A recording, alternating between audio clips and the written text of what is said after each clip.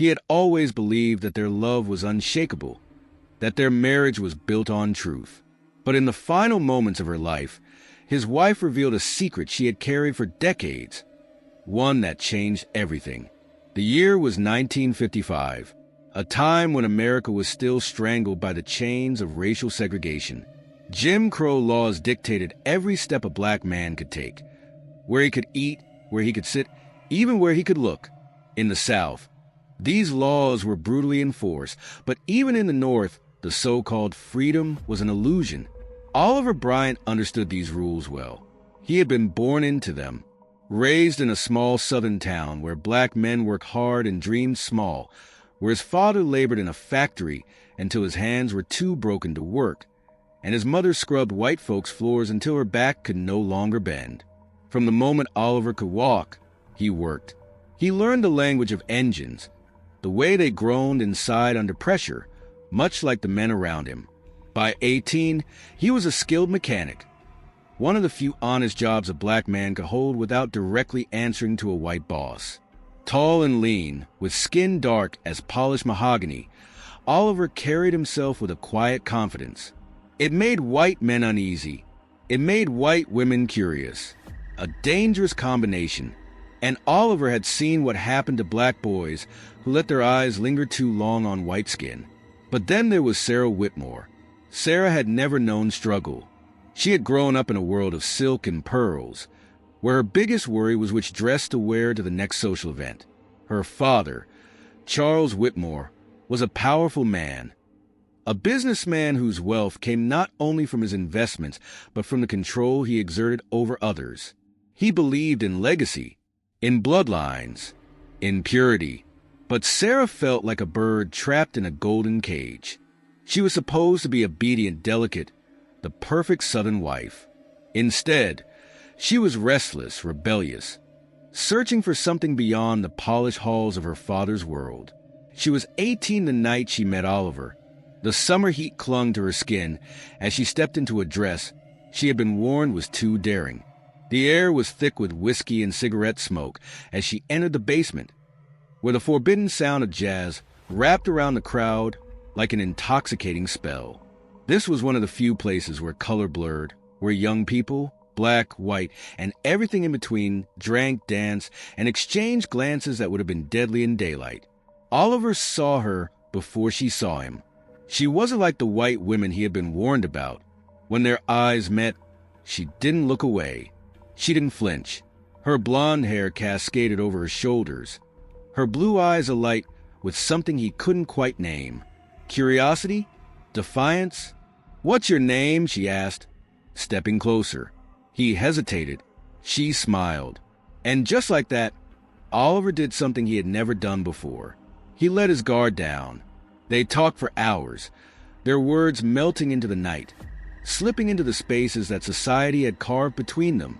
She was fascinated by his world, by the way he thought, by the quiet strength in his voice. He was drawn to her boldness, her refusal to be afraid. It was foolish. It was reckless. It was inevitable. The first time her father saw them together, it was an accident. Oliver was closing up the garage when he saw her standing at the edge of the street lamp's glow. His stomach twisted. She shouldn't have been there. It wasn't safe. Then, before he could usher her away, a sleek black car pulled up to the curb. Charles Whitmore stepped out. The world froze. Oliver saw it. The moment recognition dawned in the older man's eyes, the way his face twisted with fury, the way his body tensed with the kind of rage only men like him had the privilege of expressing. Sarah tried to speak, but her father silenced her with a glare, so cold it could have frozen the summer air. Without a word, he grabbed her by the arm and dragged her away. Oliver didn't move. He knew better. The next morning, he found a note slipped under the garage door. "Stay away from my daughter." It wasn't a warning. It was a death sentence. And for the first time in his life, Oliver realized he wasn't afraid of Charles Whitmore. He was afraid of how far he was willing to go for Sarah. Belong There the Third was a threat you will regret that Sarah never responded, but the weight of his words clung to her like a shadow. Then, one evening, Oliver came home later than usual. His face was tense, his hands balled into fists. "A man came by the mill today," he said quietly. "Asked about me. Said he was looking for his daughter." Sarah's heart clenched. The world around her seemed to shrink, the air pressing against her chest. She knew this day would come, but she had hoped for more time. "Did he see you?" she asked, her voice barely above a whisper. Oliver nodded, and he made sure I saw him too. Fear settled deep in her bones. She had grown up knowing her father's power. He was not a man who asked twice. He took what he wanted, and if he could not have it, he destroyed it. That night, sleep did not come.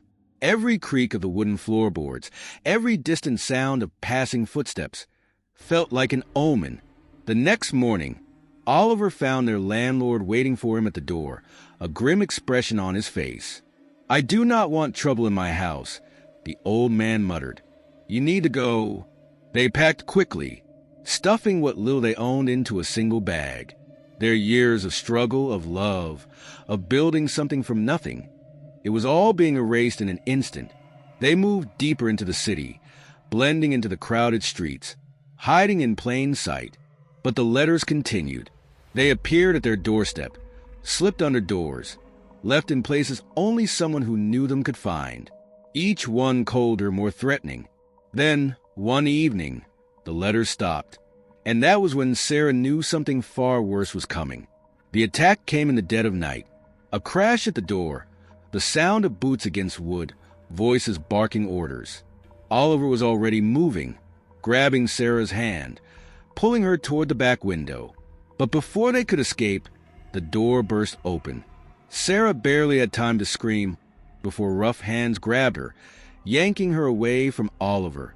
She fought, kicking, scratching, but she was no match for them.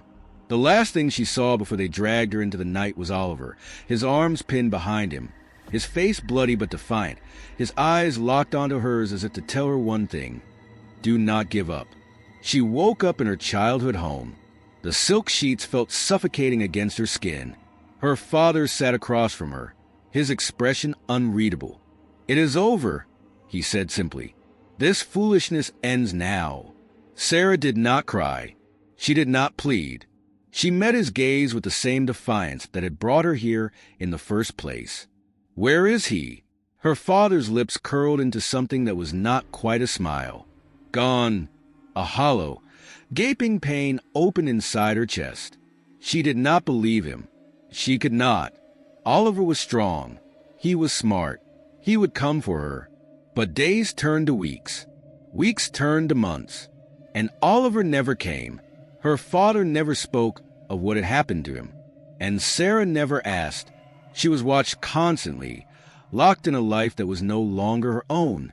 And yet every night, she would stare at the moon, whispering his name into the silence, believing, praying, that he was out there somewhere waiting. Years passed. Decades. Sarah was married off to a man of her father's choosing. She lived in luxury, surrounded by wealth and power, but she was never truly there. Her heart had been left behind in that tiny factory town, in the arms of a man who had taught her what love truly meant. And then one night, as she lay in bed, her husband sleeping beside her, she felt it, the weight of a lifetime pressing down on her chest. The walls of her grand estate closing in. She knew her time had come. With the last of her strength, she called for her son. He sat beside her, his brow furrowed with concern. "Mother?" Tears slipped down her weathered cheeks as she took his hand. "There is something I need to tell you," she whispered. And with her final breaths, she confessed it all. The love she had fought for, the man she had lost, the life she had been forced to forget. As the darkness took her, she imagined him, Oliver, standing beneath the moonlight, waiting for her at last. And for the first time in decades, she felt free. Sarah was forbidden from leaving the house. Every move she made was watched. Every conversation she had was overheard. Every letter she wrote was examined before it left her hands. Her father, the man who ruled her world with an iron fist, had made his stance clear. She no longer existed in his eyes. He refused to acknowledge her, as if the mere recognition of her presence would stain his honor. Her mother, a woman who had spent her entire life learning to be silent, sat in the background, her gaze unreadable. Sarah used to think there was love in her mother's eyes, some quiet protest against the tyranny of the man they both called family. But the older she got, the more she realized that her mother was not a prisoner. She was a believer, a disciple of the rules that kept Sarah shackled. Sarah fought. She screamed. She pleaded. She reminded her father of the love he once had for her as a child, of the nights he had carried her in his arms when she was sick, of the laughter they once shared. But her words fell on deaf ears. Her father's was law, and no court in the world would defend a daughter who dared to defy the man who owned her life. And yet, she found a way. A letter, carefully folded, slipped into the pocket of a delivery boy. A quiet whisper to a maid who had once known love beyond the lines of race and class.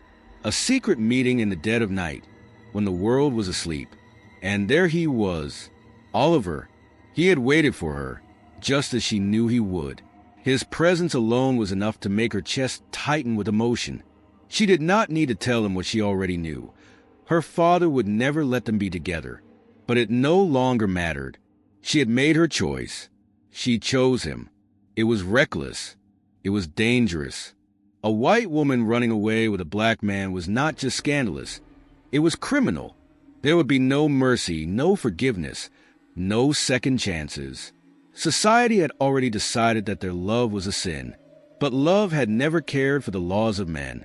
So, in the silence of the night, with nothing but the clothes on their backs and the fire in their hearts, they ran. They ran from the chains of her father's power, from the suffocating expectations of a world that would never accept them, from a past that threatened to consume them.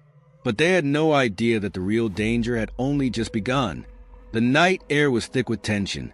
Sarah's hands trembled as she clutched the small suitcase she had packed in secret. Just a dress, a few coins, and a photograph of her mother. She was not sure why she had taken it.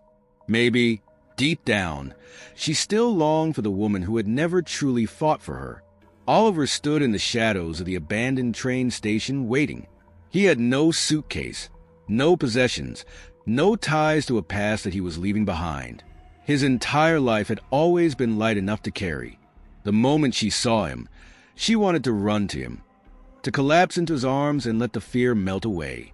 But there was no time for softness, no time for hesitation. The train was coming. Their escape was now or never. She took one last look behind her.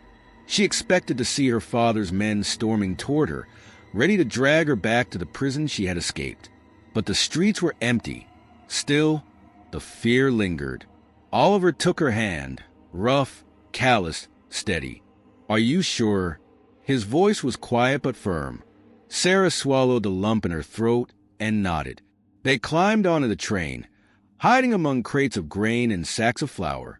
No one saw them leave. No one knew where they were going. For the first time in her life, Sarah was free, but freedom came at a price.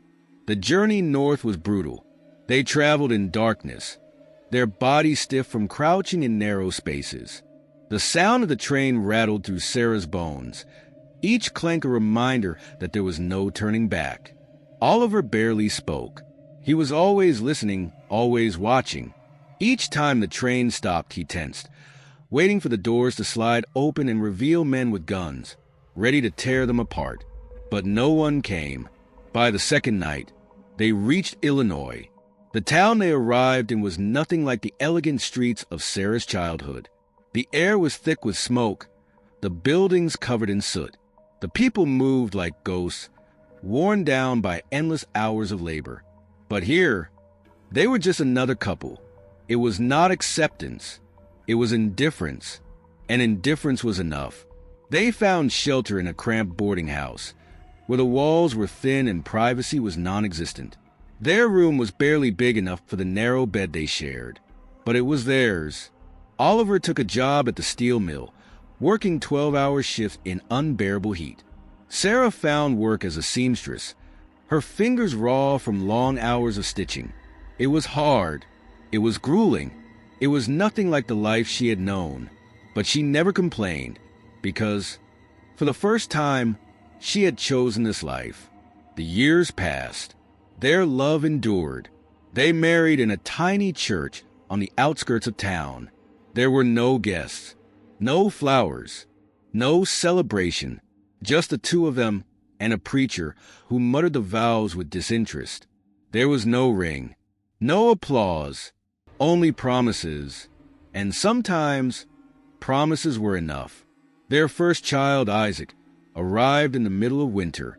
Sarah had imagined feeling nothing but joy. But when she held him in her arms, a painful truth clawed its way back into her mind. She had abandoned a child before.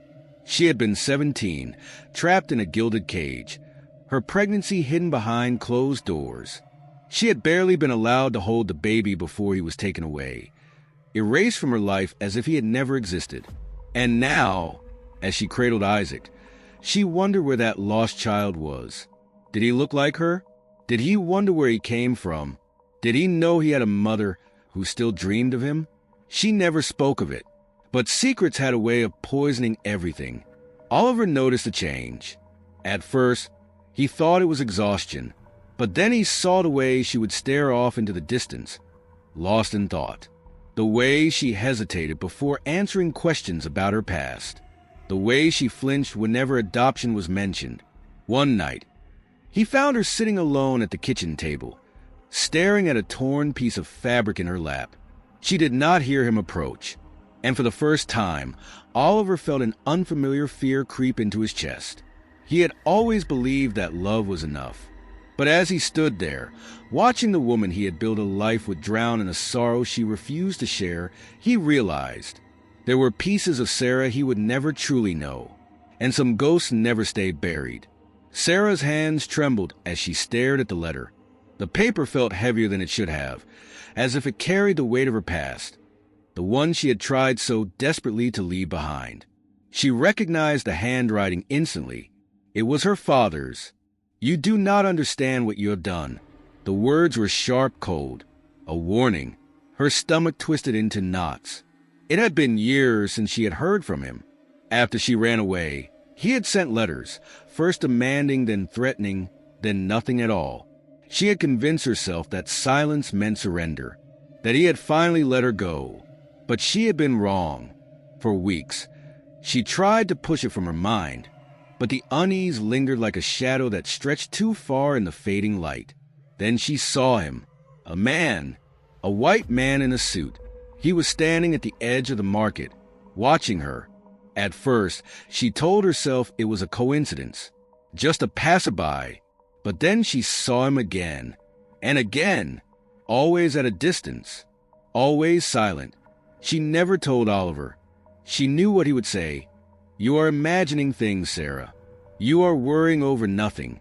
Or worse, if it is your father, we need to face him." But she did not want to face him. She wanted him to stay buried in the past where he belonged. And then the second letter came. This time, it was not from her father. "I know who you are." The word sent ice through her veins. The handwriting was unfamiliar. The message was vague. But she knew. Someone had found out about the child she had given away, the son she had abandoned all those years ago, a secret she had buried so deep she had almost convinced herself it no longer existed. But now, someone knew. The walls of her carefully built life began to crack. For days, she barely slept. She barely ate. Oliver noticed. He always noticed.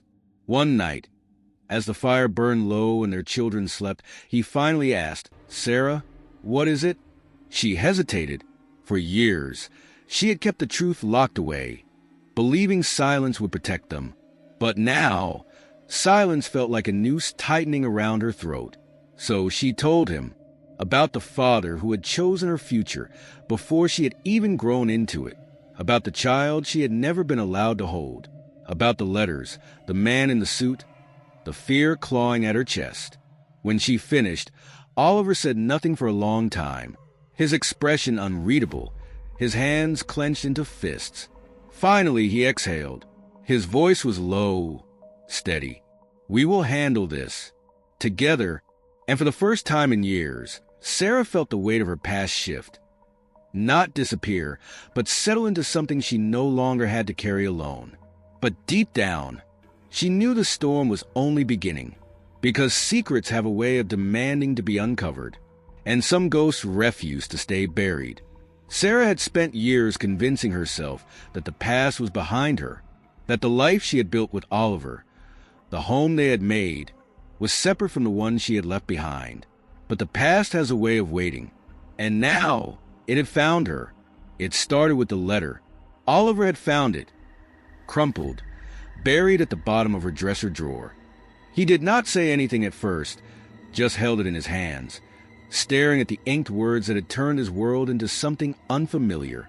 When he looked at her, she saw it in his eyes, a shift, a realization. There were things about his wife he had never known, and maybe after all these years, he did not know her at all. Sarah wanted to lie, to brush it off, but the weight of it pressed against her ribs like a vice.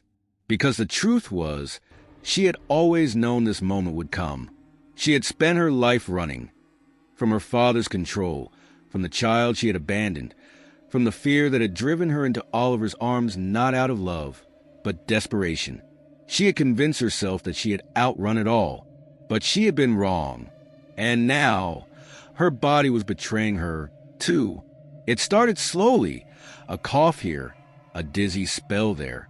Little things she ignored. But then came the pain, a sharp, relentless ache in her chest, stealing her breath, making even the simplest movements unbearable. Oliver noticed. He always noticed.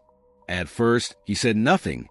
He just watched her struggle, saw the way she winced when she thought no one was looking, the way her hands shook when she held a spoon. But the night she collapsed, the laundry slipping from her hands like fallen petals, he knew they could not ignore it any longer. The doctor came the next morning, a white man middle-aged, with an unreadable face. He pressed his fingers to her wrist, listening to the fragile beat of her pulse.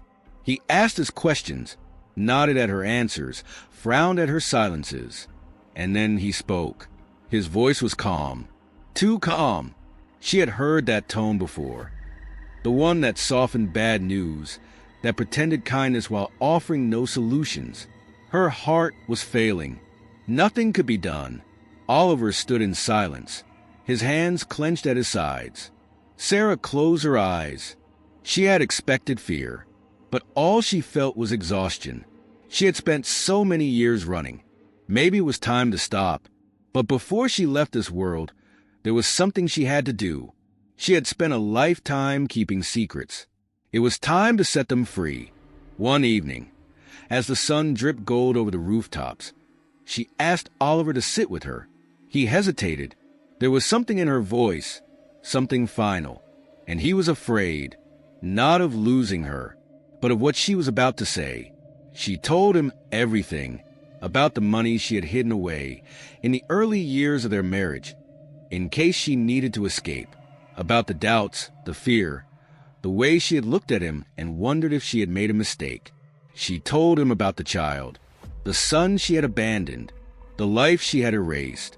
She told him about her father, how even in death he had managed to haunt her, how she had never truly been free. And finally, she told him the worst truth of all, that she had not married him for love, that he had been her escape, not her choice. Silence filled the room, thick and suffocating.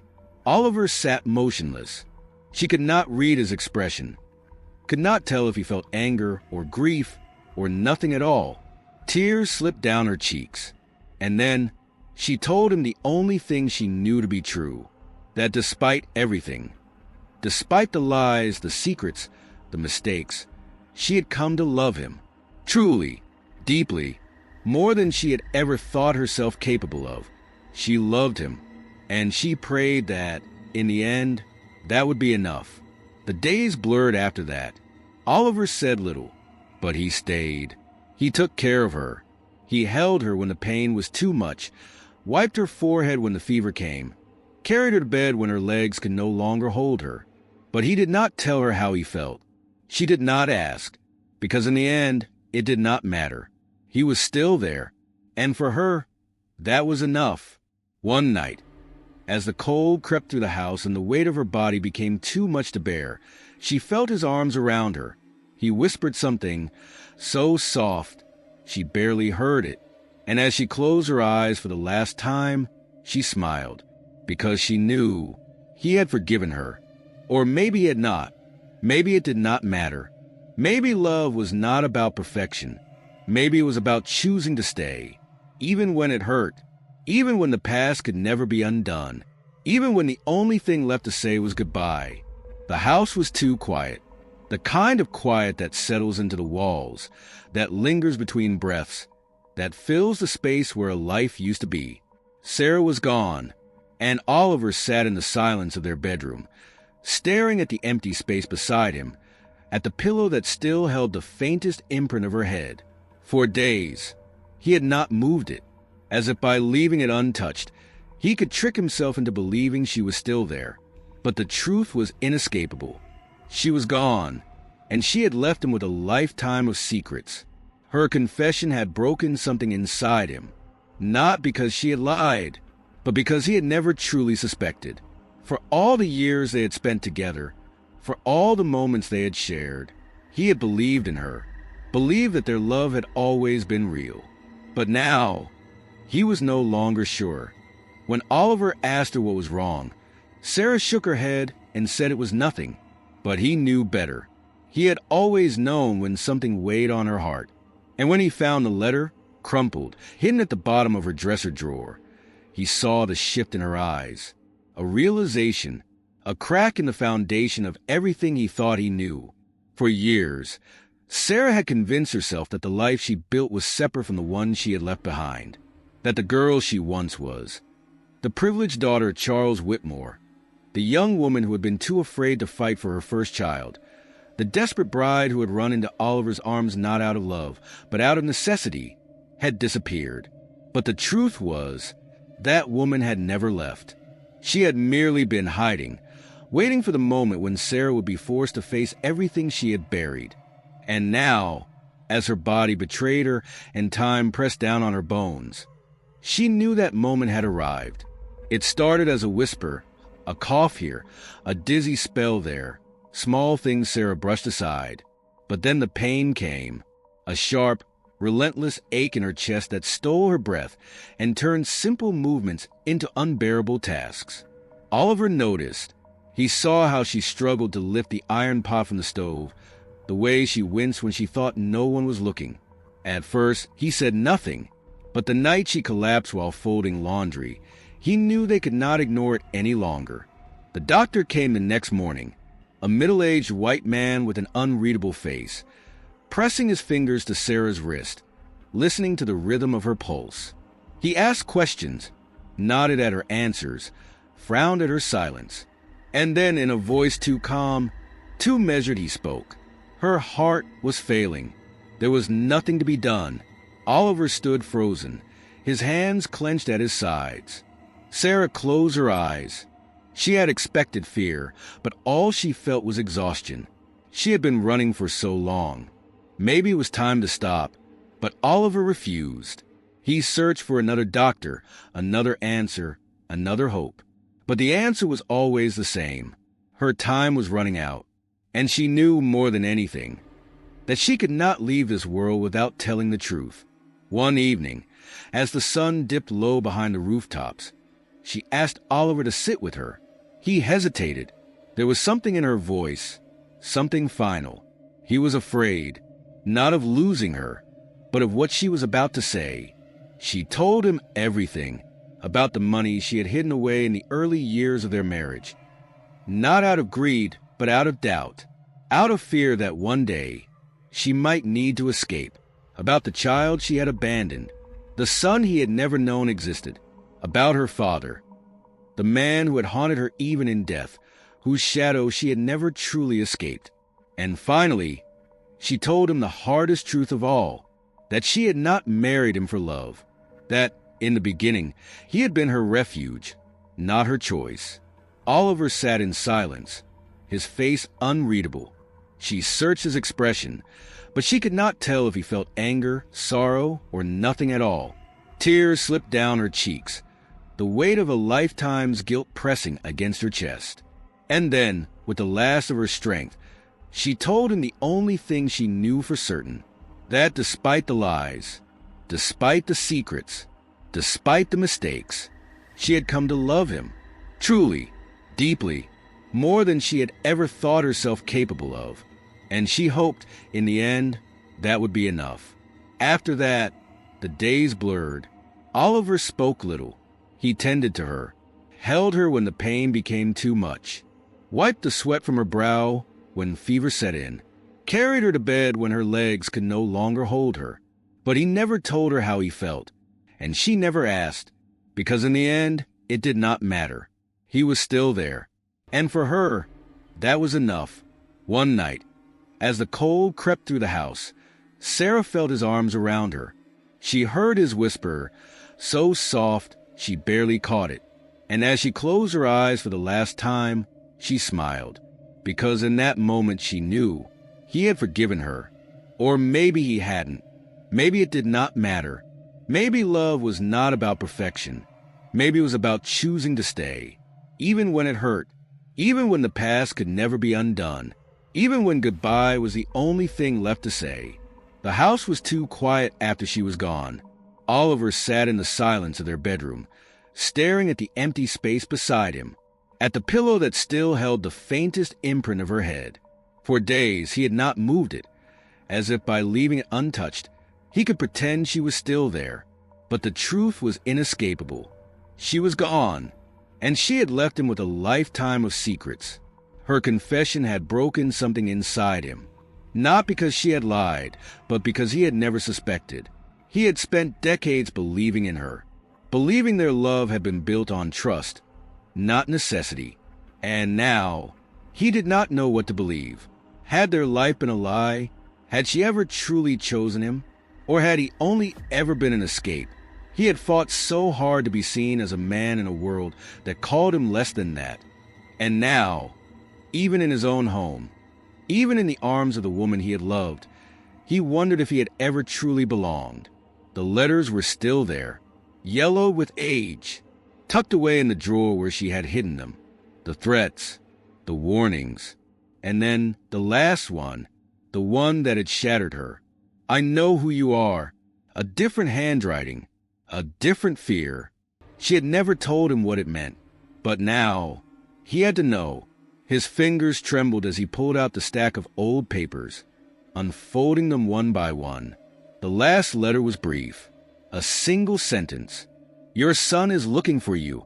Oliver froze. The room tilted, his breath caught in his throat. Their son, not Isaac, not Margaret, the one she had given away, the one he had never known existed. His hands tightened around the paper. There had been another child, a son who had been out there, searching for answers. And now Sarah was gone, and all that was left were questions. For the first time since she died, Oliver let himself grieve, not just for her, but for the life he had thought was real, a life he now realized had been built on ghosts. Days passed.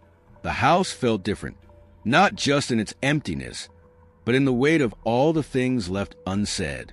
One evening, after the children had fallen asleep, Oliver sat at the table and unfolded the letter again. A son, somewhere out there, looking for answers. What good would it do to find him now? What did he owe a stranger who had never been part of their lives? But then, what if it had been Isaac? What if someone had taken his son from him, erased him, made him a secret? Wouldn't he want to know? Wouldn't he deserve to? And so, one morning, before the sun had fully risen, Oliver left the house, the letter clenched in his hand. And for the first time since Sarah's death, he made a choice. He would find this boy. He would give him the truth that had been stolen from him, even if it hurt, even if it changed everything, because the past had already taken too much, and Oliver would not let it take anything more.